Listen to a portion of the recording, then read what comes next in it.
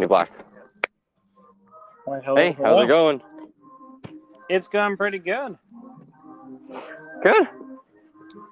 Yeah, Sorry, you I got might have a some... little bit of background noise. Yeah, no, that's good. Yeah, sorry. Got a little delayed in my plans today. When I saw you earlier, I was going to be like, oh, okay, we're going to be good for 3. And I stabbed myself in the face with a pair of pliers accidentally, like right in my eye. So that put a little damper on my plans. A little bit. I would not consider smacking yourself in the eye to be a pleasant experience. Yeah, no, it wasn't very fun. Still painful. But we're going to do it nonetheless. The show must go on. Oh, yeah. All right, well, I think today's going to be fun. Talking about that, did you see anything about the Nashville incident? What happened there? The massage... No, that's not the massage parlor shootings, right? I don't know if it was massage parlor. It was the lady who got, the black lady who got shot. No. Well, then I guess I will cover that today. Yeah. Yeah. Please do, because I'll look it up, but I'm not entirely sure what you're talking about. Yep. Okay. That's no big deal.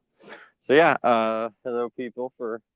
Thank you guys for joining in, whether you're listening live or you are listening to this as a recording. Thanks for coming in and listening today. Today we're going to be talking about just respecting our police and appreciating them for what they do. And we're also going to be talking about the Nashville, what's happening in Nashville. And there's several different things that have happened. So we're just going to be talking about this one lady, and we will talk more about her here in a little while. But yeah, so thank you guys for coming in. Remember, if you're leaving comments, keep them clean. Be smart about what you're saying. Don't just spew random nonsense. And just make for good conversation all around. So yeah, I think that's pretty much it. Just be smart. Let's have a good conversation today. Yeah, and feel free to add as many thoughts as you want. We just ask that you keep them clean. Yep, agree or disagree. I don't care. Keep it clean, keep it smart. If you're sitting there cussing me out and just spewing random nonsense, then we're gonna turn you off. But even if you completely think that everything I say is deplorable or I'm a horrible human being, tell me so and tell me why. Yeah. Yep. All right. So right off the bat, I'll just describe what happened in Nashville. There was a woman who just happened to be black. She was driving a black Camaro, and a cop ran her plates. For whatever reason, he decided to run her plates in the first place. He did run them, and there were outstanding warrants of arrest on the vehicle. So, to the person who owned the vehicle. So obviously he pulled her over and was like, hey, then he discovered that it was not her car. It was her boyfriend or husband's or whatever. But he was like, okay, well, now that I pulled you over, we still need to do this, this, and this. I need to check and make sure, check for these things on you, yada, yada, yada, right? So he's got her pulled over, and during this process, they're parked in front of a strip mall. Sorry if you guys have any background noise. Parked in front of a strip mall, and he asks for her purse and looks through it, and she repeatedly dives back into her car to retrieve various different objects or just to be in the car, which obviously when you're being pulled over, especially in a situation like that, you don't want to be going back into your car. That's like dangerous and very alarming to the police because you could be getting a knife or any other weapon or a gun or anything like that, right? So that's scary for the cops. That's why they don't let you do that. He asked her to stop going in the car, and she kept doing it. She did it about 5 or 6 times, and on the 6th time, while he was searching through her purse, he asked her to face the vehicle. He didn't say he was going to put cuffs on her. He just said, can you face the vehicle? And that's when she freaked out and said, no, you're not putting cuffs on me. So obviously being overdramatic, right? She said, I haven't done anything wrong. He said that you haven't done anything wrong, just precaution kind of stuff, right? And so he proceeded to try to put cuffs on her, and she bolted. she ran around the back of the vehicle, around the passenger side, and around the front back to the driver's side. The door was open, so she ran around the door and dove into the vehicle. Very scary for any police, right? That's a person who's trying to get away from you or get to something. Yeah. So she dives back in the car, and he asks her to get out, and then he pulls his taser out and tases her repeatedly, and she still will not remove herself from the vehicle. So he just grabs her by the arm and tries to pull her out. And during this interaction, you can see one of the woman's arms, the one that he is not holding on to, is reaching into under the dashboard of the vehicle, above the gas pedals and stuff like that, and trying to grab something. And then she pulls out a gun.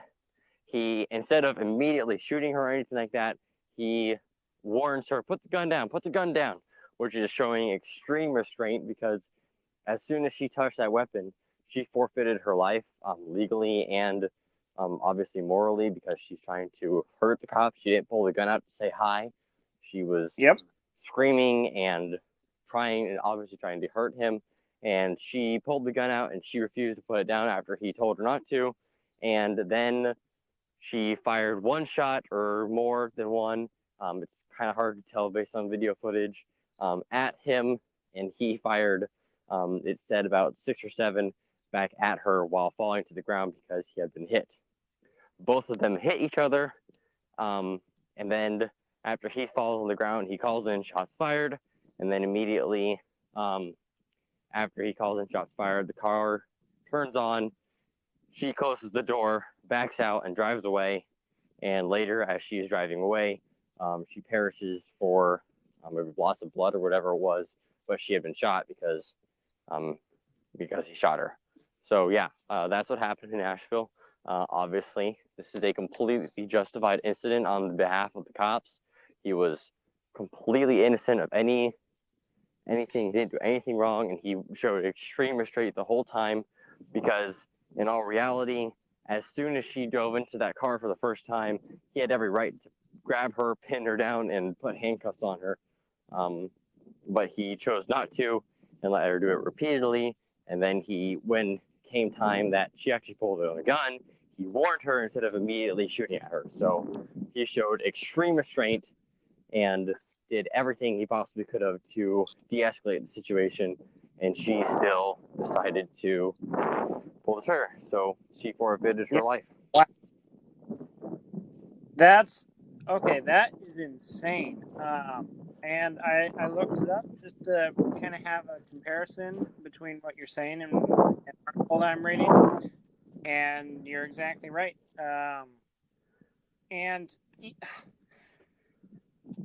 This shooting is no way even possibly justified when she shot the police officer back. I mean, if she had not shot the police officer, not only that, but she shot first. Right. Yeah, she shot first. And if she had not, even if she had grabbed the gun and not shot him, maybe there's a slight chance that someone can argue that, oh, well, she's fine. But she shot him and shot him first. That is completely unjustified of her and completely justified for him to shoot her, because at that point, especially after he has shot him, she has forfeited her right to live, and he has to respond in a way that will save his life. Yeah, absolutely. So we do already have 3 messages in, so we'll go ahead and take those and just keep going with this. Kind of an open topic today, because respecting the police isn't really restrained on thing, but we are just, mentioning for mention's sake this shooting. So yeah, so that's the focus for today. Thank you guys for leaving comments. Of course, one thing that comes to mind is gun control, and another is, should we defund the police to prevent shootings of any kind happening, given the fact that, in the wrong hands, police weapons can be used against other police officers just as any firearm. You know, every serial code on a gun has a story. Okay, yeah, I kind of see what you're saying, but obviously I disagree. Defunding the police is not only wrong, but is proved to be wrong and proved to be completely ineffective. Yeah, you Homicides can have go gone back. up in every single city that's done it. So, yeah, no, defunding the police certainly. Well, not only would it absolutely unequivocally not have, uh, countered this incident, but it would have made everything worse.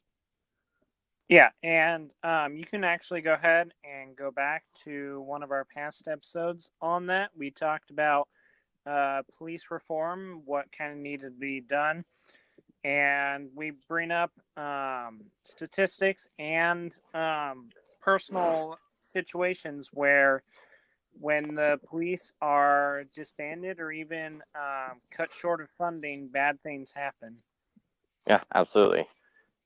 Thank you for your comment, though. So, yeah, thank you for your feedback. Take another comment here, real quick. Anyone who accosts the police should expect any kind of altercation, you know, like you shouldn't accost, you should actually go with their orders and try to listen to them as much as possible. They have written policies, but at the same time, a lot of them are outdated, and a lot of people feel that there needs to be a different presence, if you will. Maybe even defunding them completely. Sure, and my general philosophy with the police is that if you comply with what they're saying, you have not done anything wrong, then you have no reason to fear. It's as soon as you go against what the police officer is saying, right? As long as they're not overstepping your rights and your liberties. If you go along with what the police officer is saying, 99.99% of the time, the situation's going to turn out fine. You're going to get maybe a parking ticket or a warning or whatever, and then you're going to drive off with your life and limb perfectly fine. The officer is going to say, well, that was a nice interaction. You're going to Yeah, say that's a nice interaction, and no one gets hurt. So I think you just need to respect your police officers in that way. Is don't intentionally try to make the situation worse by disobeying something that is completely within their right and within the law for them to do. yeah, absolutely. I mean, that cop, like in that incident right there, he did everything he could have, and because she didn't follow his orders, which was a simple thing. It wasn't like get on the ground or I'm gonna, tase you or anything like that. It was just, put some handcuffs on, and as obviously as soon as the situation is ended, because she was obviously, she was just behaving erratically, and she kept diving back into the car, and then once the situation had been resolved, he could have easily just undone the cuffs, and she could have been on his way or whatever the situation was. It definitely wouldn't have ended with her life being lost. At the very worst, it would have ended with her receiving jail time. But obviously, I mean, she chose to forfeit her life, and she chose, not to live instead of just go to jail. Yeah. Which was that was her choice. I mean, she chose that, and her choice had an effect on the cop. I mean, it's got this thing now to the fact that we know about it. Obviously, she could have just made that situation a whole lot better if she had just done what the officer said. So, yeah, good points. Yeah. All right. We're getting a lot of messages. I'm loving this. Let's keep going. Yeah. Do you think there's been a rise in cop assisted suicide? That is a thing. You bring up a good point. I didn't catch the first word, but he said suicide. What do you mean from? You mean from police or from BLM or from COVID? Because yes, there actually have been there's a whole label for COVID suicide. It's just individuals who've been so depressed by what's going on or unable to socially interact, and so they just feel like life's no longer worth living. So, send another message. Clarify what you mean by that. I'll totally answer it. Yeah. And I don't know about you boys, but how I was raised, when an officer pulls you over, you do as the officer says, and if there's an issue, you resolve that issue in court. When you use that tactic, you're going to end up being alive 99.99% of the time when you leave that situation. Yeah, put it this way. I mean, we've all seen shows, right? Okay, let's just give you an example. Think of a show where like some bad guy is delivered a message from a messenger, think like medieval or something like that, and the guy gets angry and so he kills the messenger, right? The cops are basically just investigators, and the situation that they're bringing us to is to court. So if you did something wrong and you want to resolve it, bring it to court. Don't shoot the messenger. Yeah, and court is the place where legally you're not in a situation where it's intense or where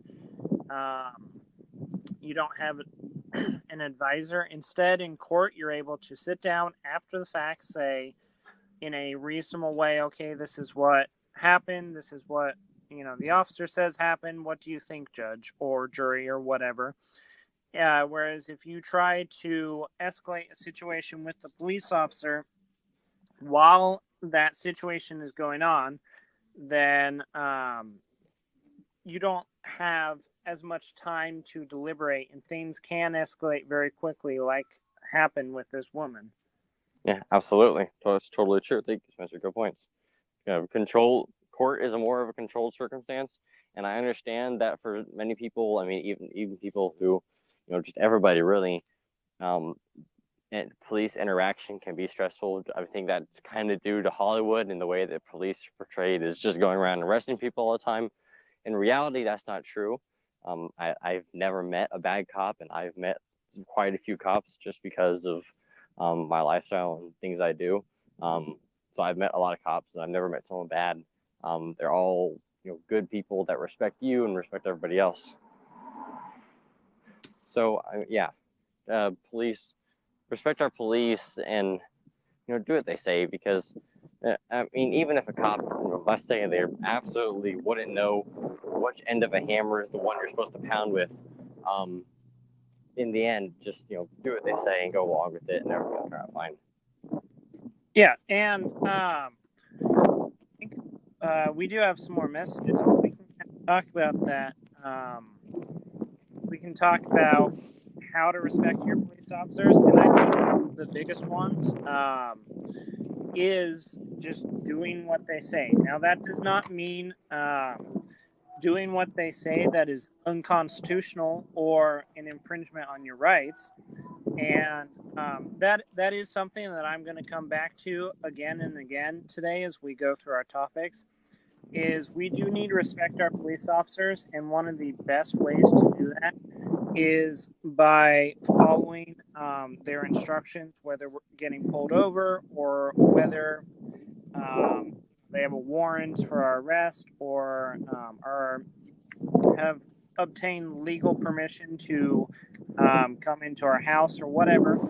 But at the same time, if a police officer is acting outside of the Constitution, such as if a bill gets passed that says everyone must turn in their ARs, then we need to not respect the police officers in that instance, because they will be sent out to do their job, which will be to gather those ARs. And in that case, we should respectfully say, listen, police officer, I respect you as a person and in general what you do, but what you're doing is unconstitutional, and I will not comply with that. Yeah, absolutely. Always respect. I mean, even if you completely disagree with what someone's doing, a general rule of just being a human being and being, especially, not acting like children, is, just respecting that a person is a human, and that as a human, especially as a citizen in this country, they have certain rights, and you get to honor those rights. So, Spencer makes good points there. We're honor people always, no matter what it is. So, especially when you come with cops. I mean, these cops, they have the authority, and they're there to make our community safe. They're there to protect us. Whether or not you agree with me, that's what it is. And they constantly work for it every single day. They put their lives on the line, and they're always here to protect us. So yeah, respect them and honor them in what they do. Yeah. Taking a message here. Yep. I mean, I guess you should respect police officers, but at the same time, it's a two-way street, and historically, police officers do not respect the poor, the disenfranchised, the non-white, the unionizing. Like, their whole shtick is disrespect and breaking up unity. Okay. Yeah, go ahead, So Spencer. I'll talk about in that. terms of back when slavery was a thing, or where there was actual racism built into laws, especially in the South, yes, you're correct that in those cases, police were historically racist in that time frame. But within the last several decades, certainly, and 100% now, there is nothing that shows that police officers are racist against minority groups. In fact, it kind of is the opposite, because if you look at um, the various statistics, there are more black police officers as a proportion of police officers than as a percentage of the population, and there are more white uh, criminals killed uh, in proportion to the amount of white criminals than there are black criminals killed in proportion to black criminals. And so the idea that the police are racist as of now is just simply not true. Yeah. And when you said labor unions, yeah, I mean, there are instances, especially back, before a lot of labor laws came into effect, where it was like cops would go through, they would break up a labor union and stuff like that. And I mean, in those instances, I mean, you got to look at it this way. That also wasn't the police being racist, really, and then even maybe in some instances of how maybe if they performed racistly, or but anything really. A lot of these times, these are their superiors, the mayors or the chiefs of police that are saying, okay, we're going to go out and we're going to do this. This is what we're going to do next. You guys have to do this because that's your jobs, and you signed, you had an oath, and yada yada yada. These are things like that. So, you know, even if an officer does something, that doesn't mean that they are a bad person. But it could just simply come down to they're obeying, what they're told, or they're going to lose their job, because they are all people like us, and they have jobs, and their jobs come down to a lot more, strict, like order, like kind of thing, where they have to obey or they get in trouble. So that's Yeah, worth considering whenever you think about what the police do. Yeah, and when it comes down to it, it is their job. They're not 100% out there volunteering to put their lives online. Obviously, they have other jobs they could do, and so in that sense, they are choosing that line of work. But at the end of the day, it is still a job, and they're going to fulfill whatever that job is with trying to put as minimal of personal preference in there. And so ultimately, it's their job, and they're going to follow through with what they've been told. Yeah, absolutely. Taking another message here. Thank you guys for the conversation today. It's really nice. Yeah. But playing devil's advocate, there are people that have warrants that the officer may not know of. And this is something that's unspoken of in the general media. We used to have it with cops and local PD on Discovery Plus, but nowadays it's kind of like sheltered, and the only things we hear of are the explosive, violent altercations, and therefore the narrative is skewered. It really does depend on how you handle the cop at first. Don't accost police, really don't. They'll put you into custody. Yeah, I completely agree with you. Absolutely. I mean, especially at the media, they keep pushing this. And maybe this is a little off topic, but thank you for saying that. The media pushes a lot of, these violent things, right? Because these are the things, that get viewers, and that's how they make their business. So I understand that, but they don't talk about the cops, that go out and just help in the community, or the cops that are doing service, or the cops that are just aren't anything special. They're just normal, which is maybe probably a majority of police. They're not anything, like super, amazing, but they do their jobs, and that's what it is. But media portrays, this violent thing, like the media, a lot of the George Floyd riots and stuff like that. And so it creates a skewed perspective, and I think that also helps to build a little bit of a fear and irresponsibility in police interactions, because people see this constantly pushed in front of their face, and so they think, oh, this is a cop, and I've seen like 100 cops or so on the TV lately, and they've all been doing this, and that stuff's bad. So obviously cops are bad, and that's just the natural conclusion they come to, because as humans, what we see is what we interpret, and when we constantly see cops doing this or this, or and even sometimes when it may be said the cop is being performing one way, but they're really not performing that way. It creates a skewed perspective. So thank you for putting that in there, Ringo. I appreciate that. Yeah, that's a really good point. It's just you got to respect police officers, and they have to fulfill their duties too. Yeah, absolutely. Take another message. All right. Spencer, you also have the right to remain silent and request an attorney. Yes, absolutely. But how long can you stay silent, Yeah, I think Yep. we're a little behind actually, because we were talking about that a while ago. So I guess we need to play some catch up here. Yeah. Take another one here from Jackson.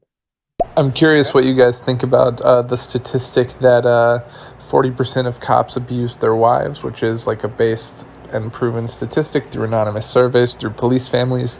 And I'm curious what you guys think about the fact that in 2019, the FBI found 200,000 untested rape kits inside police precincts, proving that police are not the answer when dealing with rape or domestic violence, and social workers should be sent there instead. I don't know about the FBI. I've never heard that, and I've looked extensively into the police. So, if you could, I have my Instagram linked to my account. If you could send me a link to that or something like that. Also, I think that 40% of cops is completely inaccurate, because that would be saying like 4 in every 10, right? For 40 in every 100, whatever, stuff like that, right? And I've personally met and know like probably about 30 police officers in the area that I live. And I know all of them to be amazing people that are amazing. And my grandfather used to be a firefighter for a while, and he obviously then had close interactions with officers. He knew a lot of men and women, and I've talked to him about this stuff. He's never mentioned anything like that. So obviously it's not how people perceive it. So I think that 40% of cops abuse their wives is being quote unquote a base and proven statistics. Like you said, I find that completely untrue. Well, and even if it were true, if that were the case, that has nothing to do with them performing their jobs and being racist. If a cop is abusing his wife, then that should be looked into. But I don't think that has a relation to being a racist. Yeah, I agree. Yeah. All right, let's keep going. We've got a lot of these. Yeah. One can only think of the Romans' population of the plebes, back when Hannibal and Socrates were running amok. A lot of control was similar to the police we have today, the policing rather for free thought and self-expression that was forbidding the deity. Yeah, so I mean, police like that's way different than the cops we have today. Police, and how you mentioned Roman, and those times right there, the police were more like military that were stationed in a city, right? So I mean, for instance, with the Romans, right, you would have Roman military units that would be stationed in the city, and they would act as quote unquote the police force, right? So that's way different than how you have today. Today you have cops who, some people make the claim that the police are militarized because they have ARs or shotguns or weapons like that, but in reality the police are simply just a response force or a prevention force, right? They respond to incidents, or they work to prevent them by being out and active, doing things like patrolling in the streets, taking care of traffic, stuff like that, or this instance like what happened in Nashville. So those are things to take into account. The modern day police force is a word that has I would say probably zero to no similarity to the police force of, I mean, even just 100 years ago. Because 100 years ago, those police forces were very similar. They operated with a lot of military kind of similarities. And yes, even here in the U.S. So it's worth considering that times are different now, and the cops that I can't say when this time change happened, but cops are different than they were, however long ago, especially during Roman times, stuff like that. Sure. And I think some comparisons between the past and the present are very apt, especially if we see certain things happening that back then that are happening now. But the entire system of governance was so different back then compared to now that we have to be careful in terms of what we compare and how we compare them. Yeah, absolutely. Totally true. I'll take another message here. There also has to be legal paperwork into those kinds of gatherings, buddy. I mean, I did Occupy Wall Street back in the day, but even then I knew that you needed some form of permit to attend. Missing what you're saying about the legal paperwork. It's my bad. That I don't remember. To something else that we were talking about that aren't anymore. Yeah, probably. Because that was a little bit ago. It was about 10 minutes ago. So, I'm sorry, Beardo. I completely forget what we were talking about right there, man, or what I said. Okay, we'll go ahead and take another message then. No, sir. The racist policies are still implemented today. Just look at how we over police black communities, which is due to crime, which is due to redlining and redistricting and leaving those poor communities even poorer. And if you want to look at historically, the police have deputized KKK members. I really don't think you actually know the history of police. You're just kind of you're regurgitating the lines of propaganda being told to you. And I hope you do your research, man. Okay. Here's my rebuttal to that, okay? Racist policies, and you're talking about black communities. Statistically, completely 100% true. There is far more violence black on black than there is white on white. There's more black on white violence than there is white on black. Go ahead and look me up in here, okay? There are more interactions between police and blacks because blacks are more violent. Black communities are more violent. Okay, I'm not saying black people are violent people. That's not what I'm saying. I know several black individuals who are really great people, okay? And I'm sure that a vast majority of the black community is actually just as good as I would assume they are. But yes, and I would say also due to a lot of how black communities are portrayed with gangs and crap like that constantly being shoved in officers and the public's faces, that contributes to when a city has a good black area or black community, that contributes to why it is stereotyped or why cops constantly patrol it, because there's a perceived fear because it's constantly pushed that this is a community with crime and crap like that. And yes, there are statistically more, drugs, gangs, stuff like this happening, more black on black violence than there is white on white. So, yeah, I also urge you to do your research on that, because that's something you really have to take into consideration when you say there are racist policies in the police, because in reality, in the entirety of America, every minority, every group has the same rights, okay? Whether you want to say a minority has more rights than another, or blacks are oppressed systemically, that's not true. Every group has the same rights, and the reason that it's perceived as different with the black community is just because of the reasons I just listed. So that's something to take into account. I don't remember your name, but feel free to leave any systematic or as the left talks about systematic racism, feel free to leave any policy or any law that you find that is designed to be racist in America. I do not know of one. And while I agree that individuals can be racist, there is no systematic racism and no laws or policies in America that are designed to be racist. Thankfully, we have rooted those out. And what you were talking about, that there's a higher policing rate and a higher police presence in black communities, is 100% true.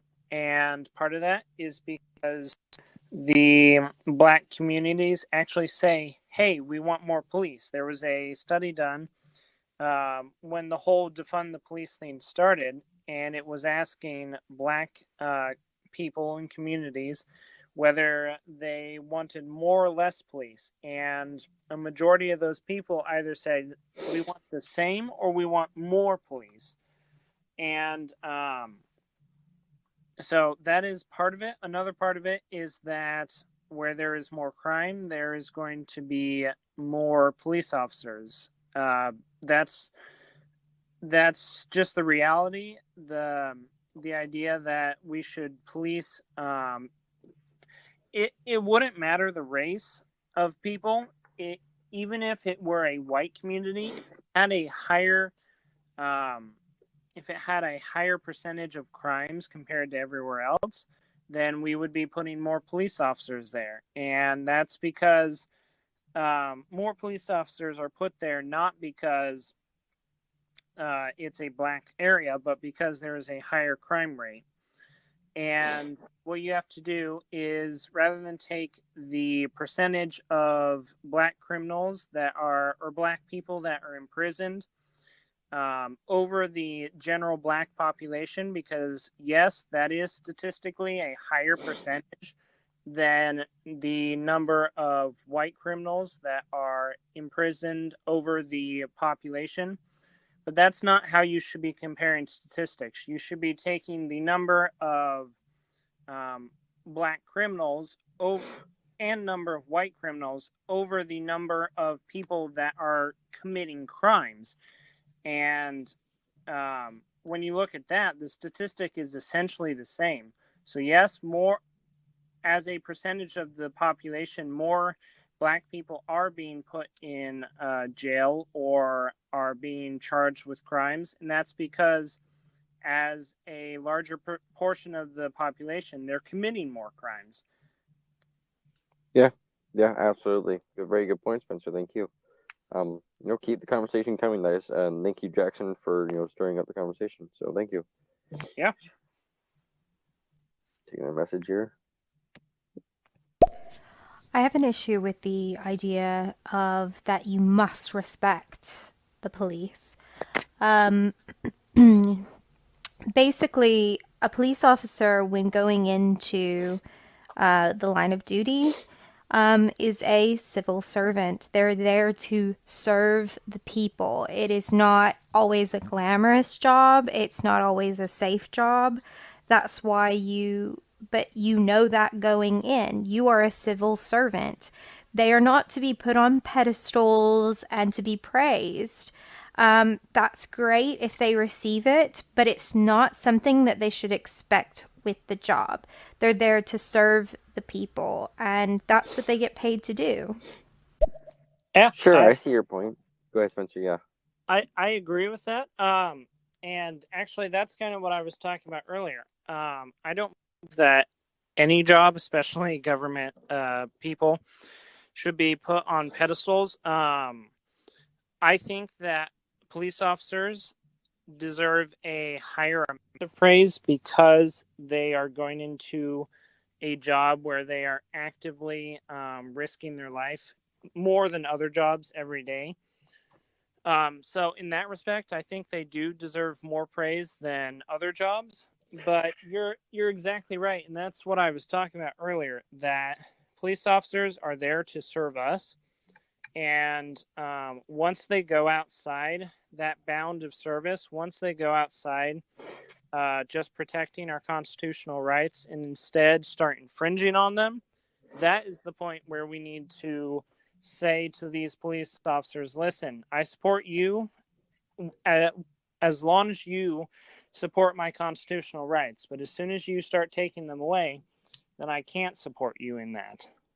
Yeah, and I think you made a good point there. You're talking about, respecting the police always. And I think respecting the police does not mean putting them on a pedestal. Respecting them, just, look up the definition of respect, and that's pretty much what it is. It's kind of something that you learn as a child. But when you respect the police, if you go into a police situation, let's just say you're being pulled over, and you are not respecting the police, you're having animosity towards them, they have reason to suspect that you're, doing something wrong, or they have reason to detain you, stuff like that. Especially if you start, doing things that are, illegal. So, just respect the officers in terms of, yes, they are civil servants, but they have a job to do, and their job at that moment may be to serve you a ticket or to investigate why you're driving a vehicle with an outstanding warrant of arrest, things like this. So respect the police. Don't idolize them, but respect them. And I respect and appreciate the police. I appreciate them for what they do. But going any job that you go into, if you expect praise, then that's a problem at the start. And so I think it's important to appreciate our police and to respect them, but not put them on a pedestal. So yeah, thank you for bringing that up. That's a good point. Yeah, that was a really good point. All right, Yeah, let's keep taking going. the message.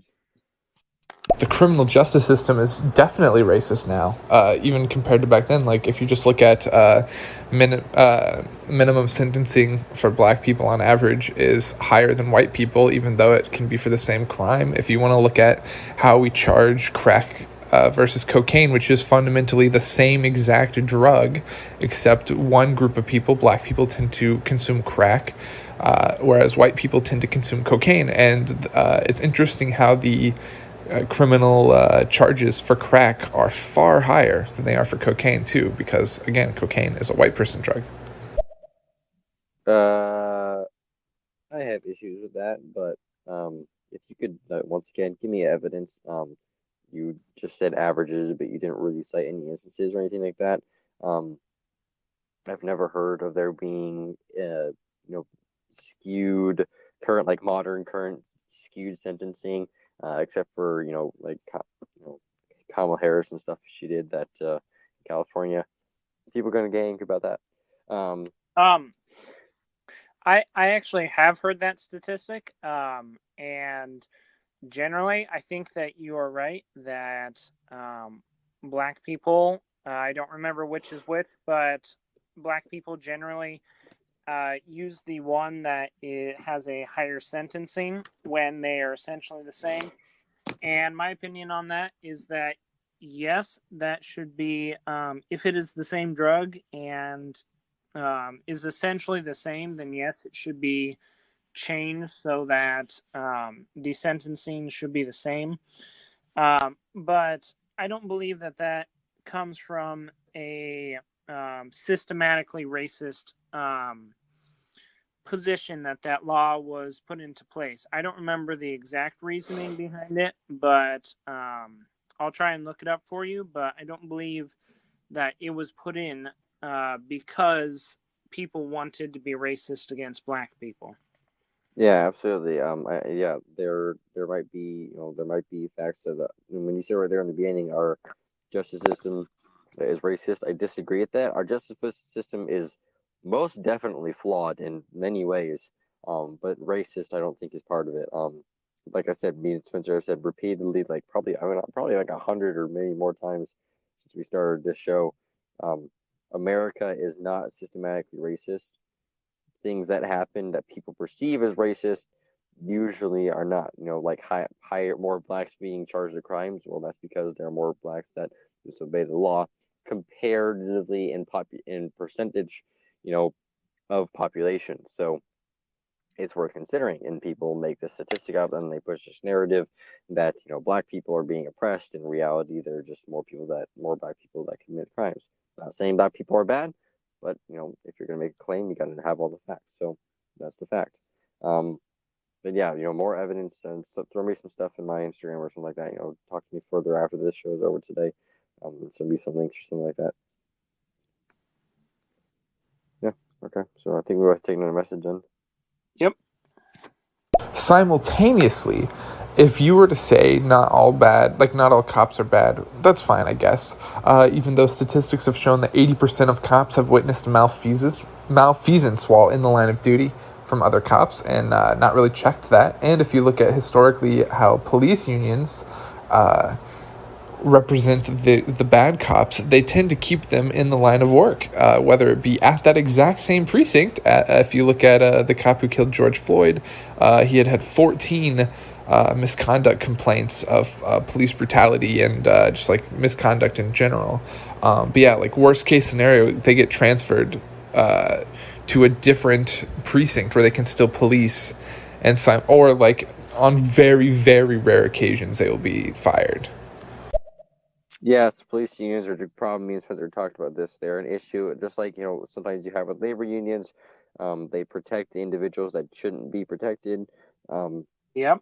So yeah, yes, there are bad cops who are protected by labor unions that are allowed to keep serving. So that is 100% true, and thank you for bringing that up because it is true. But like I said, in a general point of view, and you say, the cops, you say it kind of seems like you say you disagree, because you said that's fine, I guess, with how I said that cops are not all bad.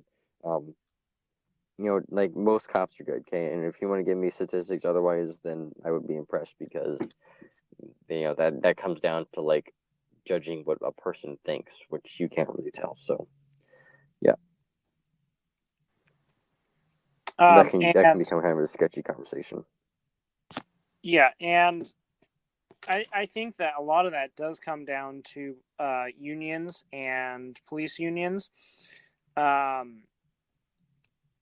They're protecting the bad cops, and that's more of a union discussion, but I still think it would be a good one to have. I think that if a police officer is doing something they shouldn't be, then that police officer should be removed, and that goes for every other job.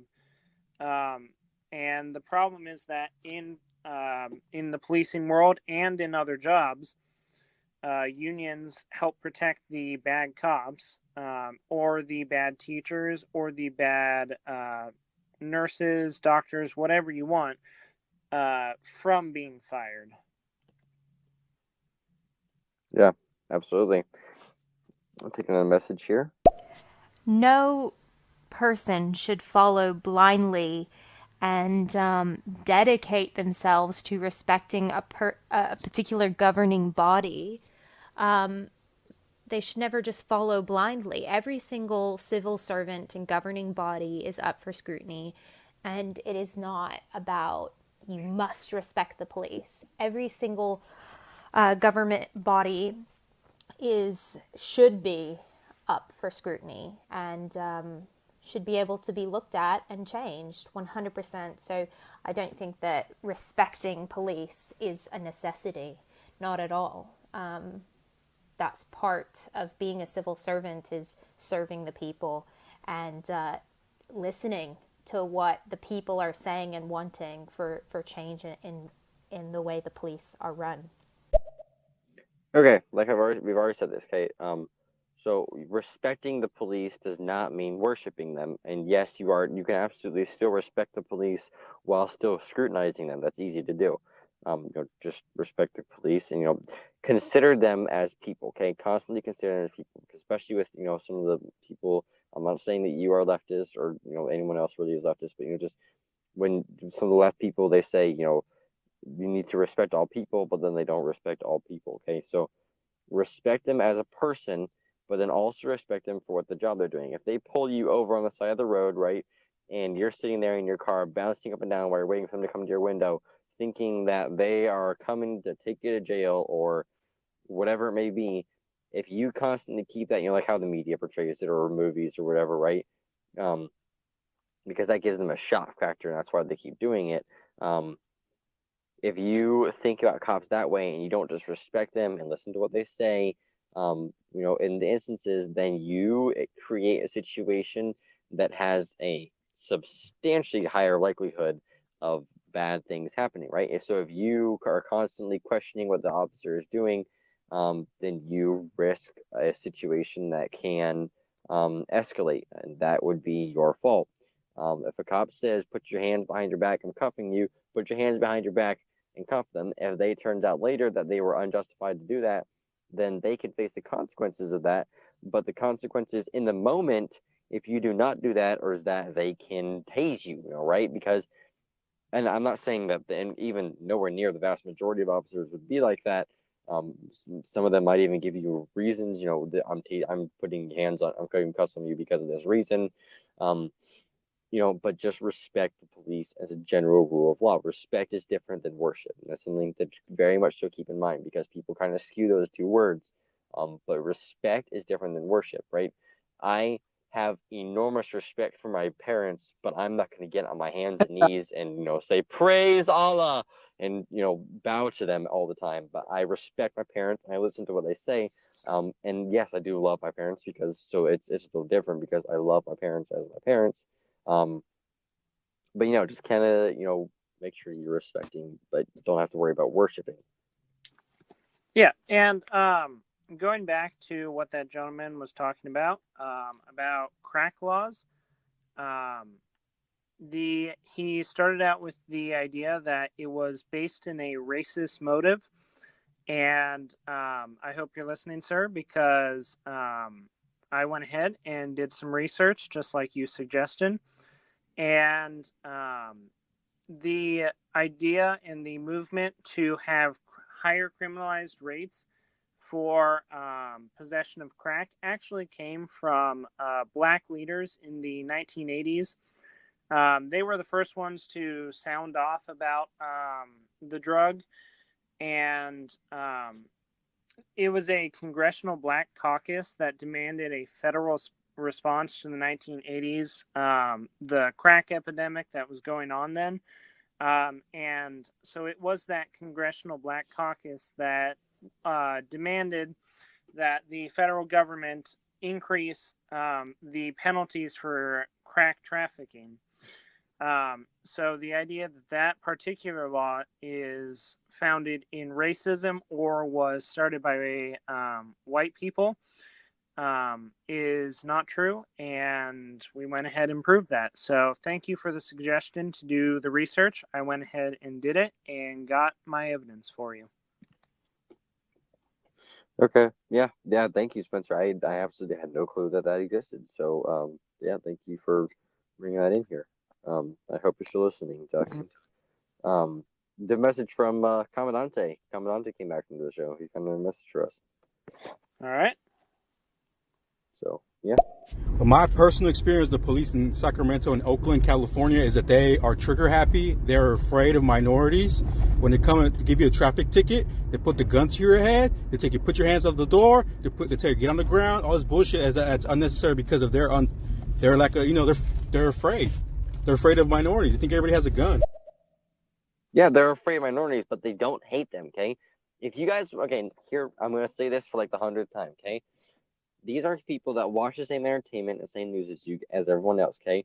When they constantly see in a movie that a gang is black, right? Or they see that a crime is a black person, right? This happens a lot in movies.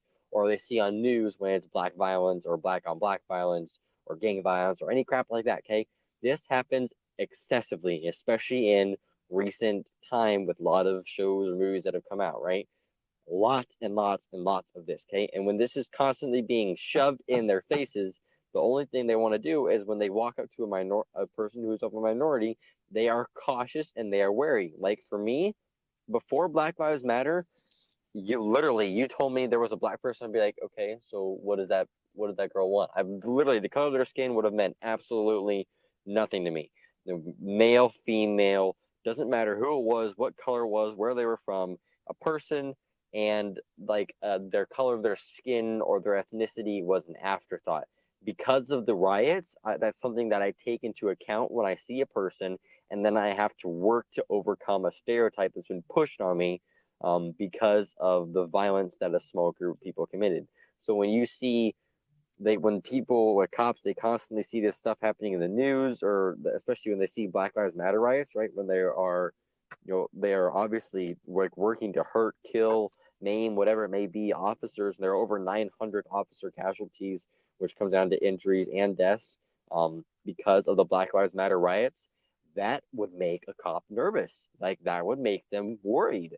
And when they're in an area that has a higher minority amount of the population, then yeah, they're going to be a little more wary when they go out on their normal thing, especially when they encounter a person who is of a minority, and that is not their fault. that belongs to the fault of the individuals who repeatedly keep pushing narratives like this that scares them, and that belongs to the fault of Black Lives Matter for being dumb and going on rioting. This belongs to the fault of Hollywood and news organizations who constantly push these violent things happening and create a skewed perspective. You have to consider, what are they seeing? Like, what I always try to consider, what is a person's motives, right? Let's say an officer, like you're saying, their commandante in Sacramento, California, they walk up to the thing and they maybe already have the weapon drawn. They shouldn't be doing that. But why do they do it? Okay, what is the reasoning behind it? Are all the cops in Sacramento racist? Yeah, no.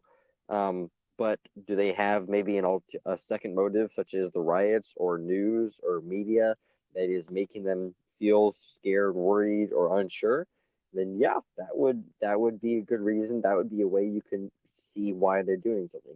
In the cases of these situations like that, yeah, I can see how that would be why they are worried. So keep that in mind when you make the claim that cops are racist or anything like that. And that's what I was talking about.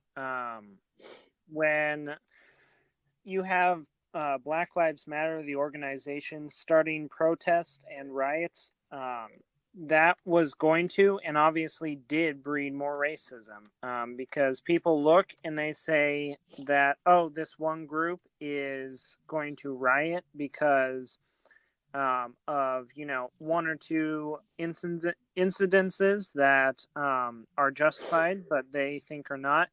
Then next time a police officer approaches a vehicle with someone of that race, that officer is going to be more wary because they have seen that, quote unquote, people of that race are willing to riot or protest or destroy property in order to get their way. Now, is that the right thing that should be happening in America? No. People should be able to coexist with everyone of every race, every religion, and just go along happily. Unfortunately, that is not the reality of the situation. And so that's kind of going into the results of the BLM riots, which we did talk about, if you want to go look at that. In terms of what you were talking about, getting pulled over, police officer putting a gun to your head, that is not right, and you need to report that sort of situation. But I doubt that is a common thing, especially pulling out a gun before anything has even happened. That is an extremely rare instance, especially when you take the country as a whole. But when those instances do happen, then you need to report it. Otherwise, it will keep going. Yep, absolutely. We'll take another message real quick. It's hilarious to me that you think that the media should report on no news, essentially, is what you're saying, of cops not doing anything bad. That's not news. News is breaking stories that are really important, such as like police brutality instances. Like, I don't know why you would expect to see like, oh, a cop did his job today. Like, that's the bare fucking minimum. Okay. Yes, I understand what you're saying there. First off, it's clear to me that you obviously are more left. Police brutality is, I'm not going to say non-existent because it does exist, but it's definitely not the majority of officers, not even a slight majority. But going on further, when I say that the news, when they report on this stuff, I'm not saying the news shouldn't report on the things that are breaking, like breaking news. That's what gets them viewers. That's what we want to see, because we want to know about the important things that are happening. But when nobody talks about the good things that officers do, and I mean, how many organizations can you think of that are mainstream that consistently talk about the good things, or that people do, and that are not people like CNN? I mean, because CNN constantly talks about police being evil and crap like that. But then you have more conservative leaning news networks that talk about, oh, hey, this cop did this, or they responded well to that, and people don't talk about that, or they try to push it under, sweep under the rug. I consider that part of cancel culture. These are things. Sorry, these are. Sheesh. These are things that create and have a real tangible effect. The tangible effect is that when an officer comes into an interaction with an individual who's of minority, especially if that's minority, I'm saying it's a black person who's flying a big stinking Black Lives Matter flag across the back of their car, their alert senses are going to be hyped up to like 1 billion because they just saw an entire, like last year, they just saw an entire 3 or 4 months of people under the Black Lives Matter flag talking about black people and how black people are oppressed. And then here's a black person with a big fat BLM flag across the back of their car. They're going to be like, oh crap, this person could potentially be dangerous, right? That's something that happens to them because they're human beings. What they see is what they think. So when they only see this, and that's what pushed in front of their faces all the time, work, eat, sleep. Oh wait, there's more BLM riots, and there's more cops being injured and murdered, and there's more people saying we need to defund the police or kill them. Then the officers are going to be more worried, and people don't see that. So when I talk about news, I say just, maybe every once in a while somebody can talk about the good things that the officers do, how they protect us, and what they do for us. Because when you only talk about the negative, the world is only going to see negative. Yeah, and that's a problem with the media overall, is they report what gets them views and what gets them money, and oftentimes that is reporting on the negative because it sensationalizes things, but it also puts them out of context and out of proportion. If the media reports 4 out of 5 stories, a police officer shooting someone, then the media company is going to make more money, but at the same time, they're not reporting the true statistics behind it. Yeah, absolutely. Completely true. Thank you, Spencer. Taking a message here, guys. Yes, because there is no reason why, sure, police are meant to do the right thing.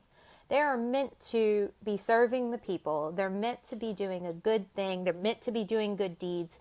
That is their job. That is the bare minimum. So, no, it doesn't deserve praise. That is what they're paid to do. It's the bare minimum. So, yes, the things that are highlighted are the things that do need to change. You cannot change what you do not acknowledge. That's why the things that are wrong with the police are being highlighted, because they need to be changed and they should be brought to the forefront. That is how you make sure something runs effectively. I mean, what do we want? It's pointless to highlight what's good when there is so much bad going on. Okay, I don't think there's that much bad guys, and I've said this like 7 times now, okay? When you focus on the bad, you're only going to perceive bad, okay? Officers, yes, when you talk about, I'm saying, we should talk more about the good things officers do, and you're like, well, that's what they do every day. I think you kind of refute your own evidence because you're saying officers are bad, but, officers do it all the time, constantly are good, okay? So that's something to keep in mind. But let's say you work, I don't know, office job, okay? Let's just pretend everyone works an office job, okay? And let's say that there's let's just make it even better here. Let's say every single person in the world works an office job for the same company, okay? And there's a division, okay, that just does other work. That's called the police, okay? If this division of individuals who are called the police are constantly, especially in the last year, are criminalized, so they're horrible. We want to defund them. We want to defund everything they are. Even more so, some people say we want to hurt them or kill them.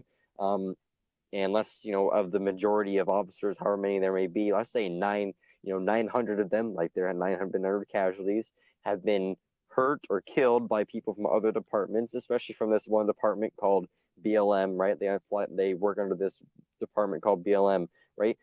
Then that group who does good things every single day, even though it may be their base job, I think deserves a little bit of more respect and praise for continually to stick it out for the community and to help people when they are currently thought of as nothing more than, constantly being ridiculed and demonized, okay? They are always, especially in the last year, have been ridiculed and demonized incessantly, okay? And I think that it's just horrible. And it creates this thing that where people think cops are bad and cops are not bad. So yeah, cops should be praised for their everyday actions because they continually keep doing that despite the fact that they are being ridiculed and hated on right now. Yeah, and I agree that my basic thinking is that police officers or any job should not be praised and should not be, oh my gosh, look at this godlike figure which has come to save us, right? That's making a person into your idol. Same thing with celebrities. I don't idolize any celebrities. Um, but I think that police officers still do deserve a healthy level of respect and more respect than many other jobs because they are putting much more out there for their job. And on top of that, they are now, especially now, facing much more anger and much more pushback against them just trying to do their jobs. So I think Yeah. that we should respect police officers because of what they do. But like I was talking about earlier, if they stop doing what they're supposed to do and go outside their bounds, then we need to take action against them because as soon as they start acting unconstitutionally, then the Constitution gives us the ability to fight against that. Yeah, and the BLM people, individuals who join BLM, they kind of have this perceived feeling like, like the cops were working against the Constitution, right? They were being racist, were being, and that comes down to several different factors, but it was perceived. Okay, cops are not racist. America is not systemically racist. Give me evidence otherwise. Boom. Yeah, we'll take another message here. We're planning on it to end here in about 25 minutes, guys, at about 4:30 Eastern time. So keep that in mind. So yeah, we'll try to get as many messages as we can. So I think we already have more than 9. So we'll try to get through them. Yeah, we can kind of do a speed run, see if there are any we can just kind of give a short response to. Yeah. Sorry, Cole, but anecdotal evidence does not dispute actual studies with surveys and and studies. I'm sorry, your 30 cop friends may be good. Some of them may be domestic abusers. You just don't know it. I'm not saying that all cops are that. I'm saying that this job and the low-level entry of requirements attracts a certain type of power-hungry person who might coincidentally get... Okay. Give me evidence, okay? Because you keep saying studies, and honestly, it's a little irritating to me. Send me evidence if you want to. Then you can prove your points, and make sure it's unbiased. And stuff like routers and CNN. I mean, that's like that. I mean, that's not even evidence if you ask me. So I'm like cold hard facts and cold hard data, okay? Because that's a really serious thing you're saying, okay? That's a big accusation to say that 80%, or sorry, it was like 40% of officers are domestic abusers who beat their wives. So unless you have evidence, then don't say anything else. I'm sorry, I can't. I'm not gonna let you just sit here and continue to say things without proof of that. So until then, yeah. Okay. Yeah, I got nothing else to say. Okay. Taking another message then. I also love to point out that Colson Herring, basically, somebody gave him an actual, here's the facts, let me show you what the facts are. And he's like, I know some people. I know some cops. Therefore, and fully admits, he's like, I've not read that study. I've not read those statistics. But here, I know some cops. Let me just throw what you just said out of the water and base everything on the fact that that's not true because I know some cops and they're all right. Okay, I didn't dismiss all evidence, okay? And so when I say I know this, I'm basing off of my knowledge. My knowledge is this.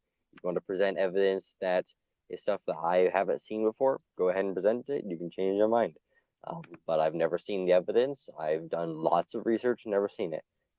This is what I know. I know that I know individuals who are good and definitely are not part of that group of people who are bad people, or bad cops, stuff like that. But if you would like to say, okay, here's a reliable statistic or cold hard data saying, for Jackson claimed 40% of cops are domestic abusers. You want to provide me some cold hard facts for that? I am absolutely open to that. But don't make a slander because I said this is what I know and I haven't heard that. So give me your evidence. Because when I said that, I did also say, give me your evidence, and then I can see what the facts are. But until I get facts, I can only base off my current knowledge. And my current knowledge is that I know individuals, and I've seen other data that does not back up Jackson's claim that 40% of officers are domestic abusers. So give me some information. Well, I think that I'm not going to refute that. Sorry, let me restart. Let's go with the premise that police officers have a 40% domestic abuse rate. If that is the case, which I'm not saying it is or is not, because like you were just saying, I do not know. If it is, though, then those police officers are need to be dealt with, and they do need to have some sort of consequences, because that is something that we should not allow in our society. And a lot of that, I have heard various statistics that I believe a higher percentage of police marriages end in divorce. That's the only statistic related to that I know for sure. And a lot of that does come down to stress of the job and various other things. So I think that we should respect the good police officers that we have, that we should respect the police in general as the people that are willing to uphold the law. If there are people that are domestic abusers or that abuse their power, then those people should be taken individually and given the consequences of their actions. But police, as a general category, same thing with any other profession, should, as a general category, be given the allowance that most of them are good people.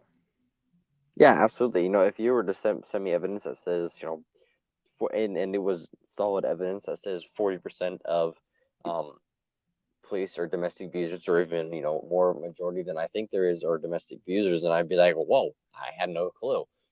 That's something to take into consideration and to keep in my mind, because that's a really serious thing.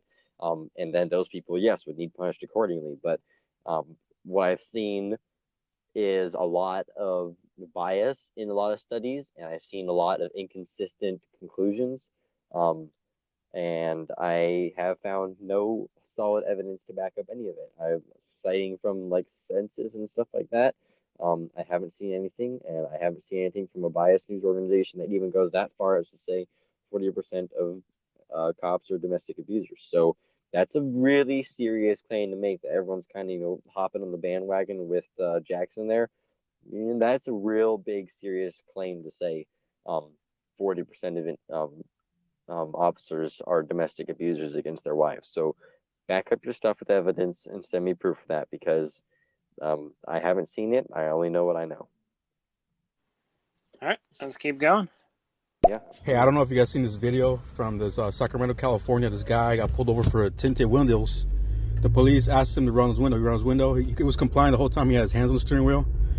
The police asked if there was a weapon in the car. He said, yes, I have a registered gun. So as soon as he said that, the other officer put the gun to the driver's head, and he told him to get out of the car, and he searched his car illegally. And then he took him to court and won, because cops shouldn't be searching your car without a warrant. All right. If you have a weapon in the car, yes, they can search your car. It's like if you have drugs.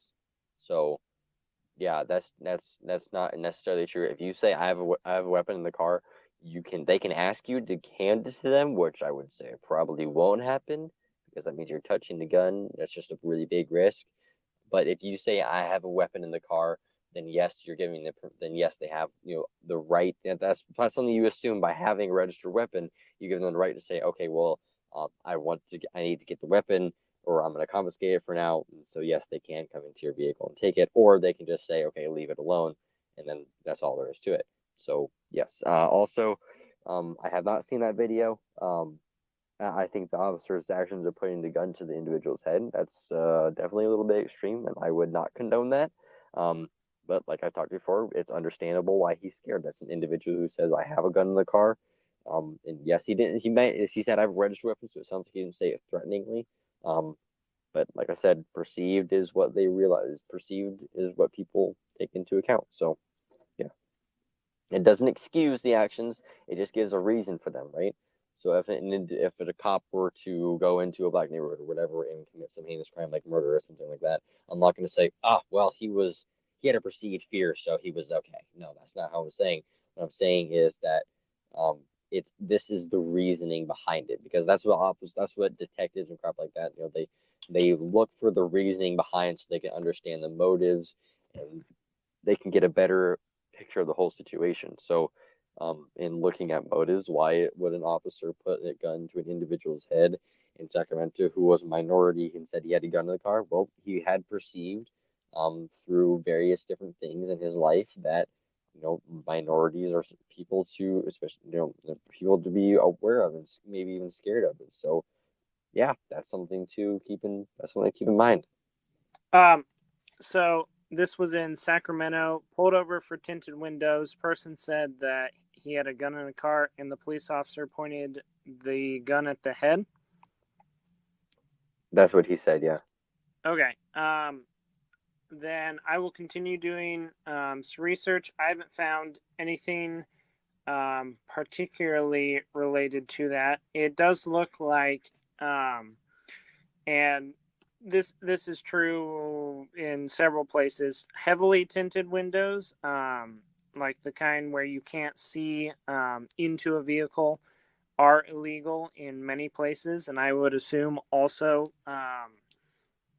Sacramento or California. So that may be the reason that this person was pulled over. I'm not entirely sure. Yeah, that probably was. I mean, because if you have tinted windows, then it's like a risk because you can't see things as well. So they don't let you have two tinted windows. Otherwise, you might not see traffic as clearly, and so you're a risk to the road and to other people. Right. Yeah. Okay. I'm taking the message, guys. Thank you for the conversation. Thank you again. Around 200 years ago, wasn't the police used to round up slaves that escaped their masters and then returned to their masters? Isn't that what they were doing? The purpose of the first police officers? Did he say 20 years ago? I think that's what he said. Okay, not 20 years ago. Not 20 years ago. No, maybe back in like 19. No. No.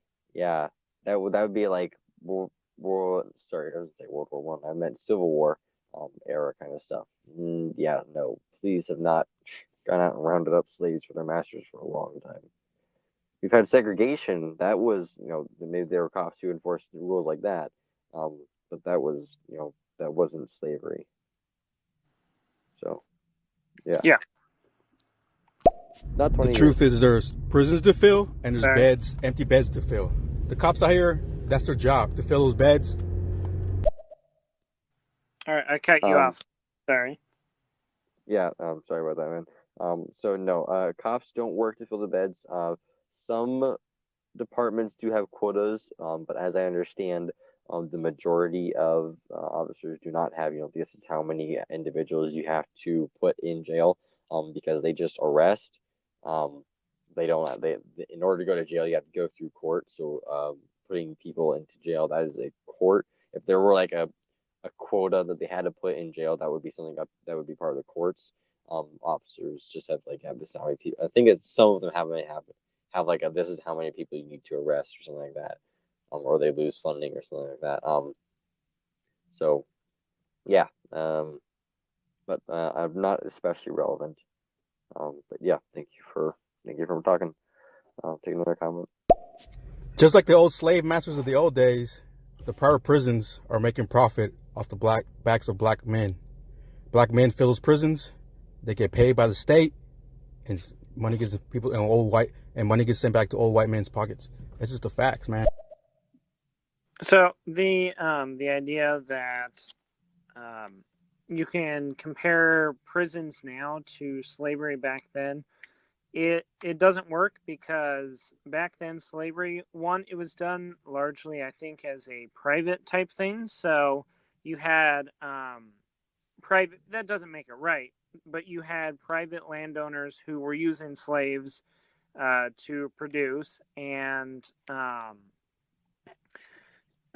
back then you had these private people, whereas now, generally, I believe, prisons are either public or are agreed upon that the government will use them. And we can get into for-profit prisons if you really want. I don't know that much about them, so I can't speak to them, whether they are there designed to imprison black men specifically, or just people in general. I think in general, though, police officers are not trying to seek out people to put into jail just to fill jail cells, though. Yeah, I would say that's probably a good assumption, but I don't know any statistic, and I don't know enough about private or public prisons to make a good argument about them. So yeah, just go to the next message. We got about 9 more minutes, guys, so try to burst through. We got a lot of messages here, so we're not going to get through all of them, but we'll try to get as many as we can. Just keep it real. The justice system is racist. Brock Turner, the guy who raped the girl, got 6 months in jail. If that was a black man, he would have got life in prison. Just keep it real, man. I don't know that name. I will look it up and get back to you if you come into the next show and bring it back up. So, but I will do some research on that.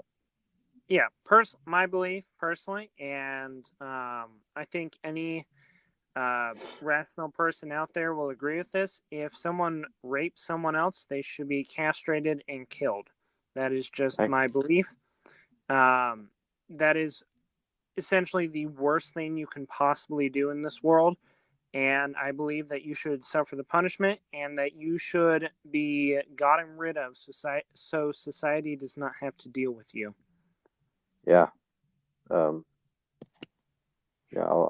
look into Brock Turner some more, and if you come back in, I'll cover that. Taking the message here, try to get through some more. Well, maybe you guys aren't aware because you've not educated yourself, because it doesn't affect you as white males. So maybe that's why you're unsure about what these laws are and how they affect people and how they perpetuate racism in America, is because they don't affect you. Therefore, there's no reason for you to know what they are, because you've not educated yourself, because they don't affect you personally. So therefore, why would you worry about it? Why would you be aware of those things? Because clearly you've not educated yourself on that. So me and Spencer, we both do extensive research before every show, because obviously if you're going to have, especially like a talk show like we're having here, it's politics. It gets, it can get controversial between people. Arguments can happen. You have to have evidence and information. And so we have both spent extensive time researching things and stuff like that. And I think I speak for Spencer too, but Spencer, let me know if I'm wrong. I've never found a law that, says, or evidence that says that 40% of cops are domestic abusers, or that America is racist.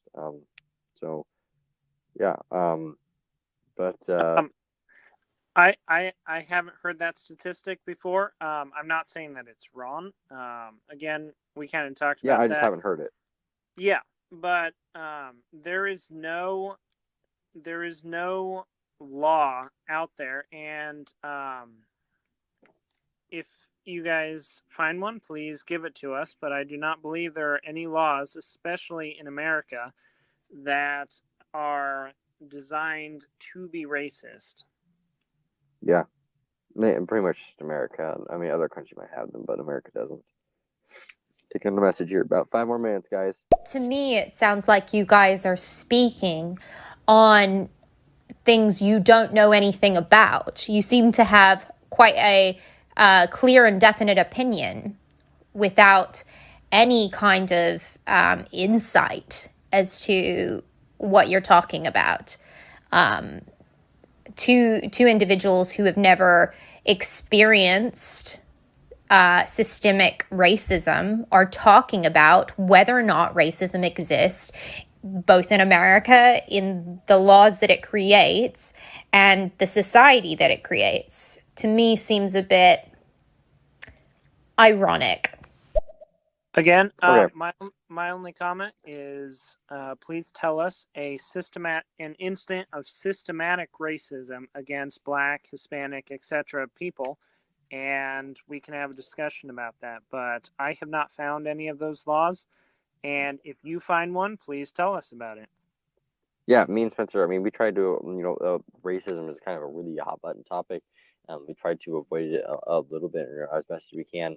But when it comes to accusing this great country of being systematically racist, I think me and Spencer agree. We can't, just stand by and say, oh, well, you guys make your opinions there. We both believe that America is, off of the current evidence and everything that we know, not systematically racist. I am a white male, so maybe I haven't experienced something that you have. If you have experienced something, tell me, because you haven't said so far. And if you have a law that is racist, send it to me, because I have my phone up right now.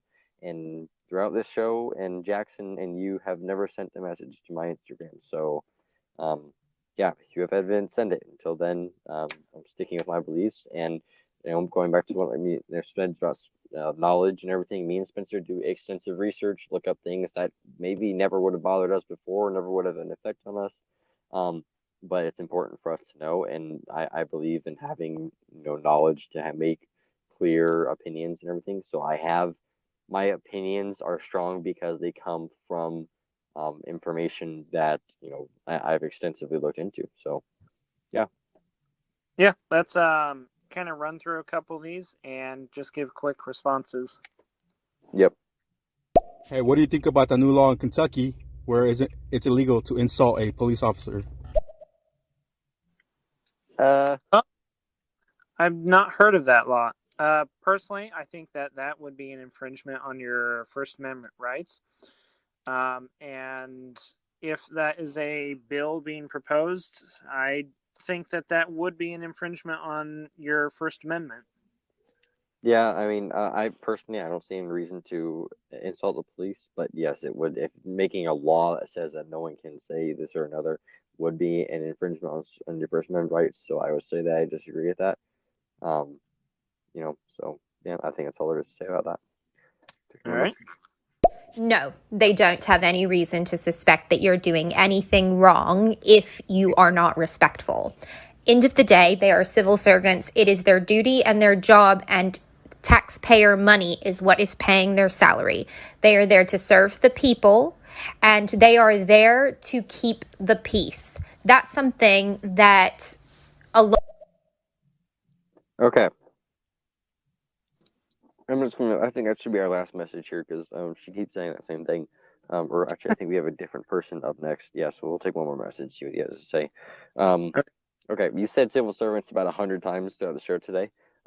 Yes, officers are civil servants, but the difference between a civil servant and a police officer is that a police officer literally puts his life on the line, right? Literally could be shot dead from someone who thinks that he is racist, right? Or anything. Even if he's just a real good person who's never done anything wrong, never even hurt a fly, because he has that badge, okay?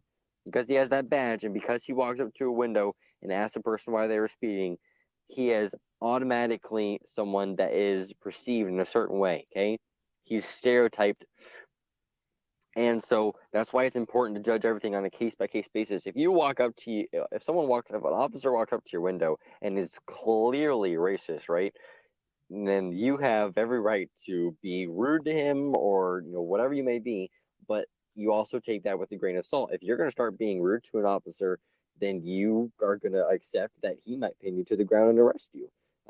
Officers are civil servants, absolutely, but while they are civil servants, they also have a different aspect of them that's different than just, like, let's say, a government social worker, right?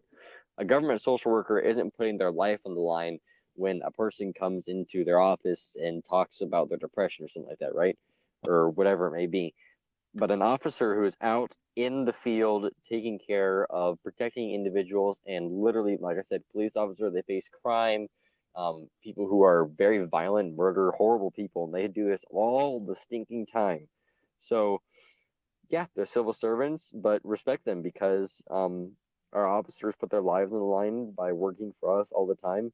Don't idolize them, but just understand, they have a hard job, and there's no reason to, one, make it harder, and two, disrespect and be rude to them because, they're doing it to protect you and the community.